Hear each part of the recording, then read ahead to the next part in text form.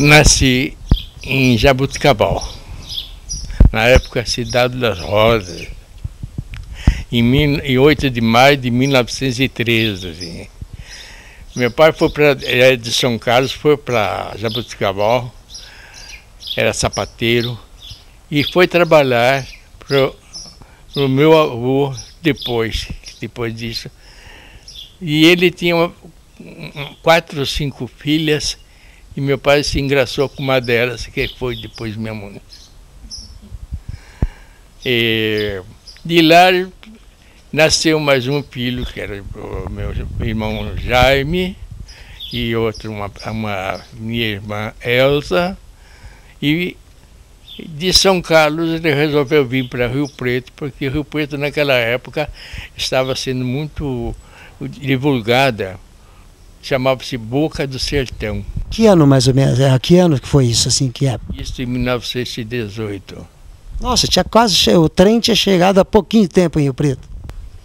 92 anos só moro em Rio Preto. E meu pai resolveu vir para Rio Preto por causa da fama que escorria, que a cidade estava muito movimentada e tal.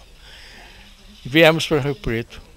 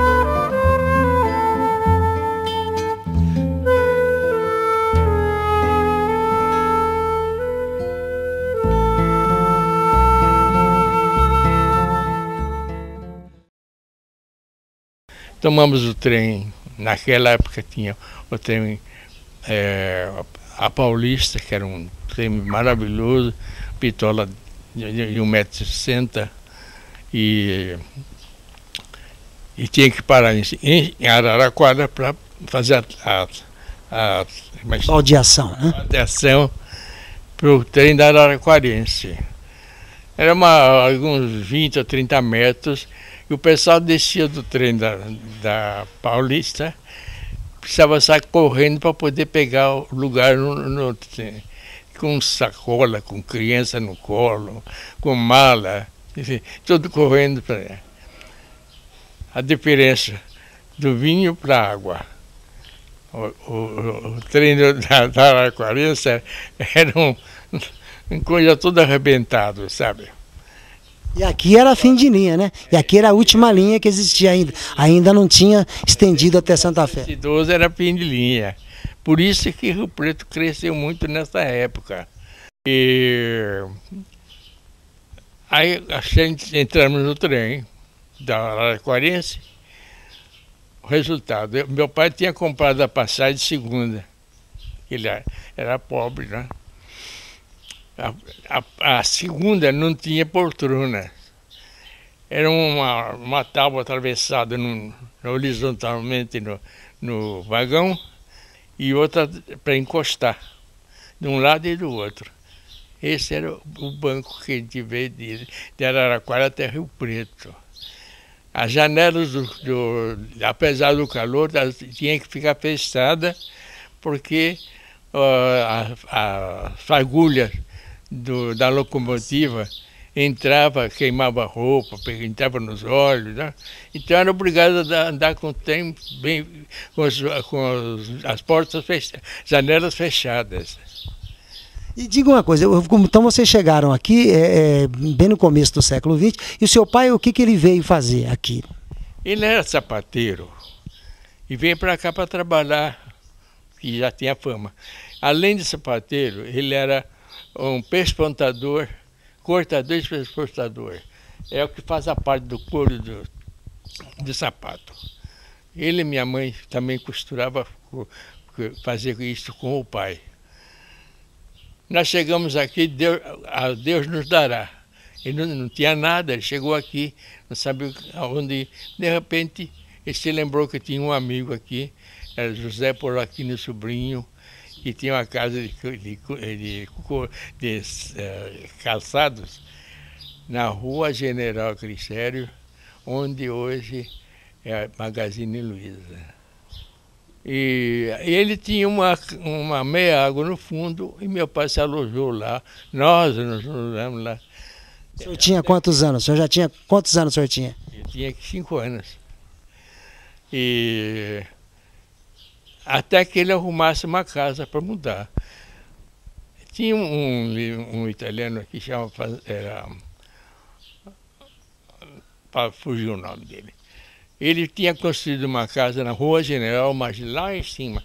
Depois da independência, antes de não chegar hoje ao Pão de Açúcar, ele construiu uma casa e o meu pai alugou por 1 ano essa casa. O meu pai começou a trabalhar com Antônio Musigante. Musigante tinha uma casa de couro. Meu pai passou a trabalhar com ele e tem o irmão, que era José Musigante, que tinha um curtume. Fica aí naquele rio onde é a Baía de Bacita ali. Tinha um curtume lá. E esse José Musigante, que era irmão do Antônio Musigante, que era irmão dele, que tinha a loja, e meu pai trabalhava, construiu uma casa na Boa Vista. Também estava iniciando a Boa Vista naquela época. Era a Rua Boa Vista, entre Tiradentes e Siqueira Campos. Era uma casa nova também. Aí mudamos para lá, descemos, Alexandre Tamborim. Era o dono da...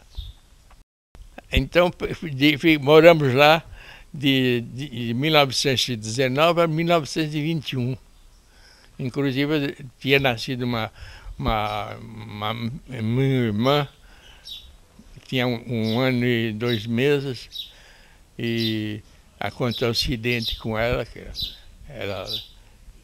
naquele tempo os quintais das casas não tinham divisão, era completo. Era ligado, todos que moravam no quarteirão eram ligados, né? Existia, por exemplo, para lavar roupa, tinha um carrão manchão de chuchu, e ficavam as que moravam lá, né?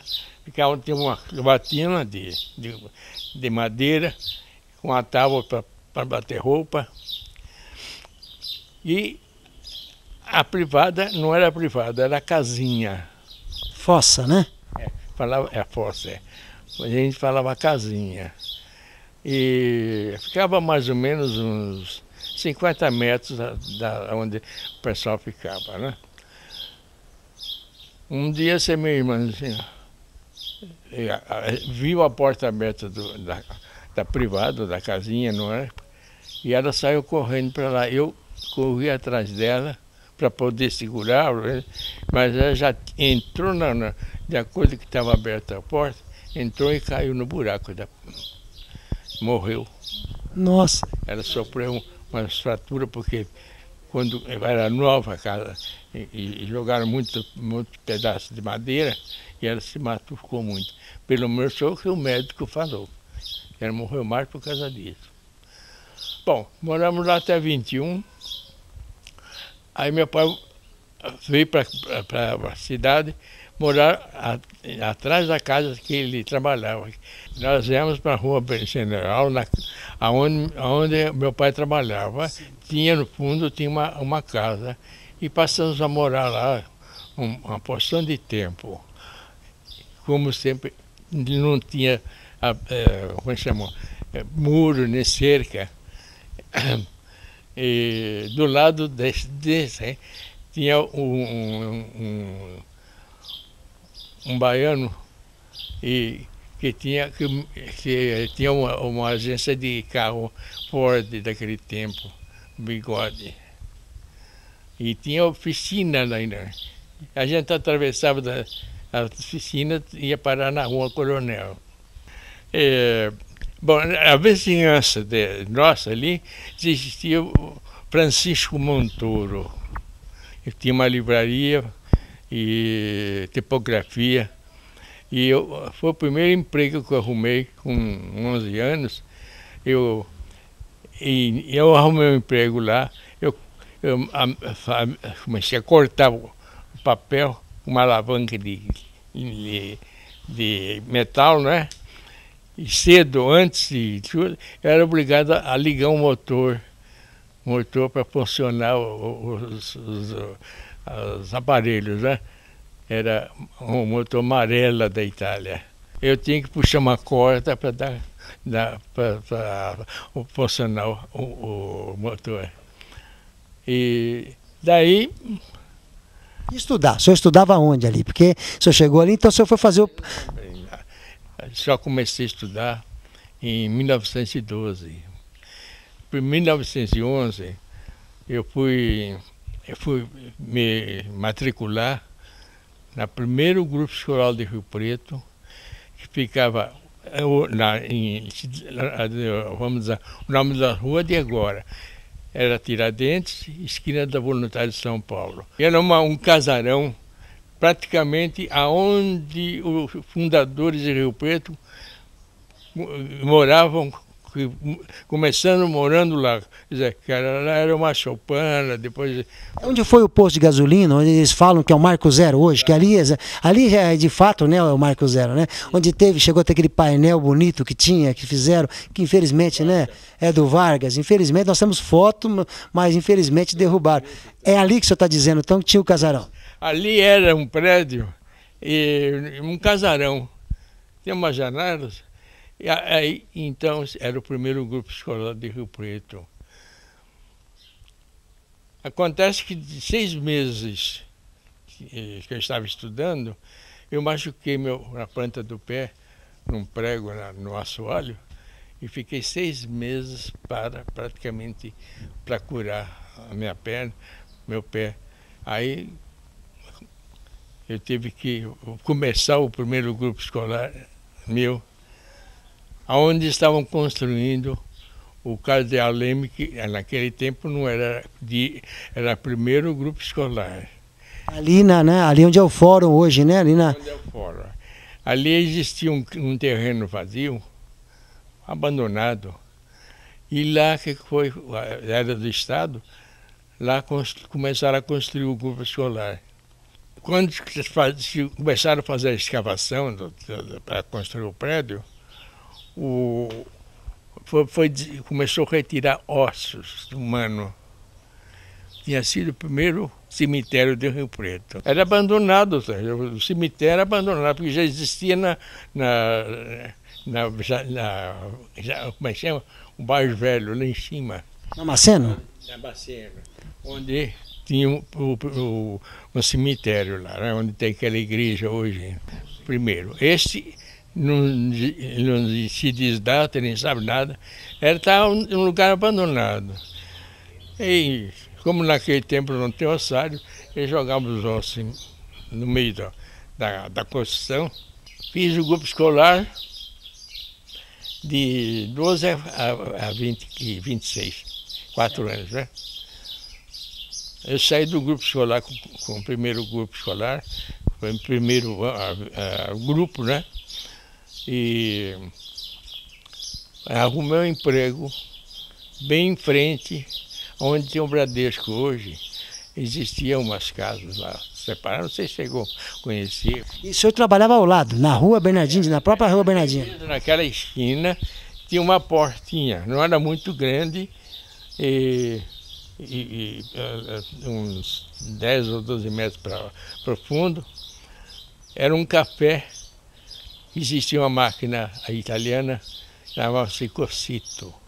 Era um balde grande assim, de 10 litros, e tinha o movimento do coador era como o de hoje mesmo. Então, trabalhei 4 anos nessa casa. Ele era um espanhol, chamava-se Chico Vidal. Tinha um chalé de bicho. Primeiro ordenado desse emprego, R$ 300.000 por mês. Sabe quanto equivalia? Um saco de café em coco, com um saco e tudo, valia R$ 1.700. Eu ganhava R$ 300.000 por mês, ordenado de gerente de banco. Mas eu começava a trabalhar às 5 horas da manhã e até às 6 horas da tarde. Fiquei 4 anos trabalhando, ganhando R$ 300 por mês. Eu ganhava R$ 300.000, meu pai era muito pobre, viciado, bebia muito. Praticamente a família passava necessidade com ele. Eu, então, o dinheiro que eu ganhava, eu entregava para ele. Estava com 16, 17, 18 anos.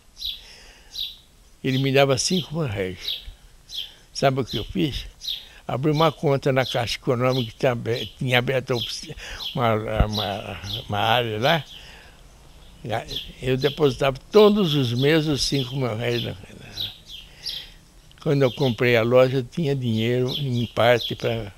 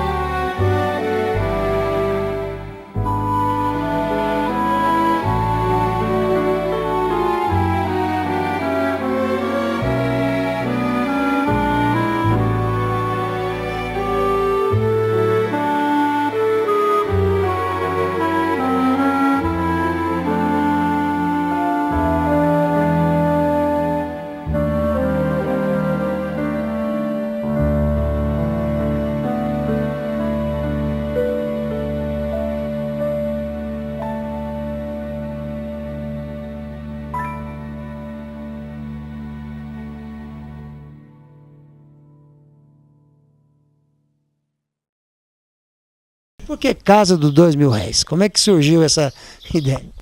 Meu patrão trouxe isso aí, porque ele era um judeu e andava o mundo todo.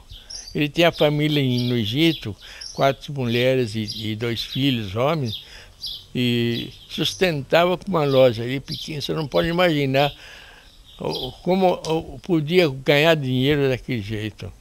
Fiquei lá 4 anos. Acontece que ele era casado, separado. A mulher ficou em São Paulo com 3 ou 4 filhas e ele veio com 2 filhos aqui para Rio Preto. E eu comecei a trabalhar e muito dedicado no trabalho. Achava visto que eu ia entrar às 5 horas da manhã, era uma criança, não é?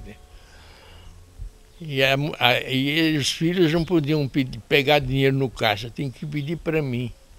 Eu acho que eles se queixaram com a mãe e a mãe resolveu vir para Rio Preto. Trouxe as filhas para cá e eu perdi o emprego. Em 1930 perdi o emprego.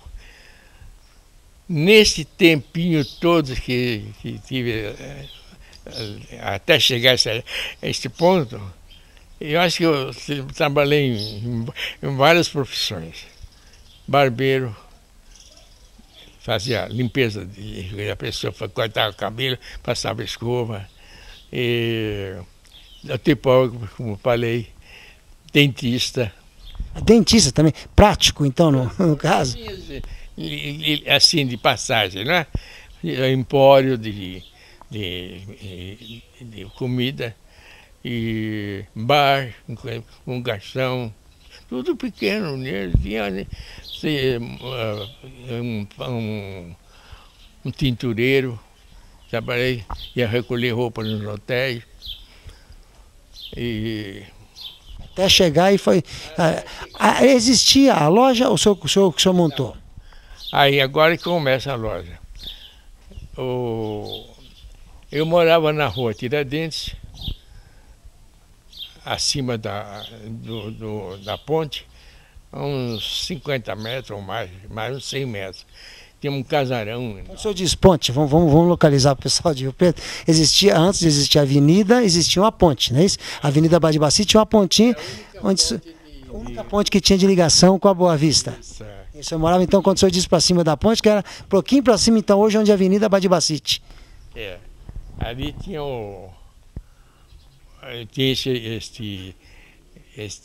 essa casa, que em 21, quando eu morava na Boa Vista, meu pai morava, era um italiano que fazia cerveja, uma parte com cerveja lá. Ele abriu um posto enorme dentro da casa e fazia cerveja. O grupo de italianos que existiam muito, europeus sempre existiam, vinham no sábado iam comer lá. Mas na sexta-feira, eles existiam aí no Rio Preto, e onde tem vamos dizer, é o fim da rua Coronel Espínola, era um lago, era um pântano, e existia aquelas taboas, taboa ou taboca, não me lembro. E eles sabem fazer o que lá? Pegar jacaré. Eles iam sexta-feira, iam lá, 3 ou 4 homens, pegavam jacaré, matavam, levavam pro italiano, ele fazia comida, né? Moramos lá até 1929. Nesse período, que eu tinha perdido o emprego em 1930 por causa da Revolução do Getúlio, era difícil arrumar emprego. E meu pai me disse, você vai aprender a fazer o nosso ofício, assim você não fica parado. E tinha começado a costurar os couros, né? Os cortes que eles falavam. E tinha um amigo, era um judeu que morava para cima, Isaac, passou na frente e me viu fazendo. Você não quer se empregar, não? Eu falei, olha, falei para o meu pai, eu vou ver. Aí ele me convidou, eu fui. Ele indicou onde era, eu fui. Então é onde hoje é o Banco União, hoje nem é o Banco União, mas na Bernardino, com essa, aqui vem para cá, Silva Jardim, ali na esquina tem um Banco União, né? Sim. Ali na esquina, ficava uma portinha de 7 metros por 33. O judeu tinha alugado isso aí. E aí me empreguei lá. Isso foi em 24 de março de 1931. Na época, a Casa Bueno estava resolvendo montar uma loja de presentes e me convidou. O Paulino Boneguer me chamou e disse, você não quer ser meu gerente na loja de presente aqui? Quanto você ganha lá? 170. Eu pago 350 para você, para trabalhar. Falei, não. Eu tinha uma meta. Eu ia ser dono da Casa dos Dois Jornais.